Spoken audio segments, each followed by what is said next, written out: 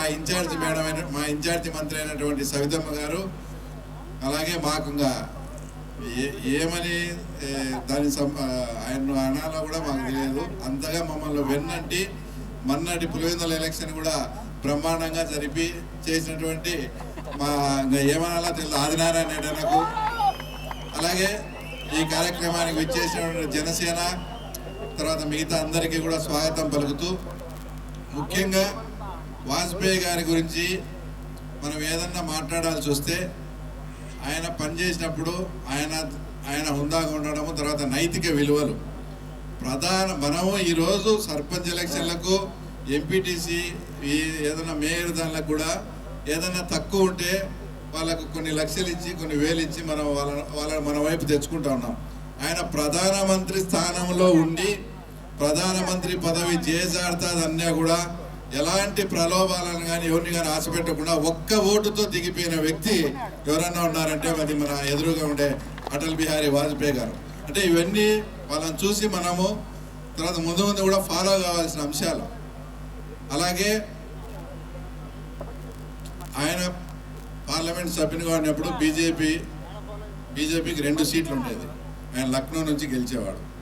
2 సీట్లతో ఉన్న పార్టీని అధికారం వైపు ఎలా తీసుకుపోవాలి అంటే వీక్గా, ఎస్పెషల్లీ మేము పులివెందులలో వీక్గా ఉన్నాం. ఎటువంటి పరిస్థితుల్లో మేము మీ అందరి సహకారంతో ఎమ్మెల్యే గెలిచాలనే ఒక టార్గెట్, అలా 2 సీట్లతో ఉన్న పార్టీని ఒక అధికారం వైపు తీసుకెళ్లి ప్రధానమంత్రి కాయలకే అంతటి పట్టుదల అవన్నీ కూడా మనం అటల్ బిహారీ వాజ్పేయి గారి నుంచి ఆ తర్వాత నేర్చుకోవాల్సింది. ఆయన ప్రధానమంత్రి అయినాక ప్రతి ఒక్కరూ ఏదో భారతదేశం అంటే పాకిస్తాన్ వాళ్ళు భయపడే పరిస్థితి ఉన్నప్పుడు అమెరికాను అలాంటి దిగ్గజమైన దేశాలను కూడా కాదని అణుపరీక్షలు జరిపి మా సత్తా ఇదని ప్రపంచ స్థాయిలో చాటి చెప్పిన వ్యక్తి వచ్చేసి మన అటల్ బిహారీ వాజ్పేయి గారు.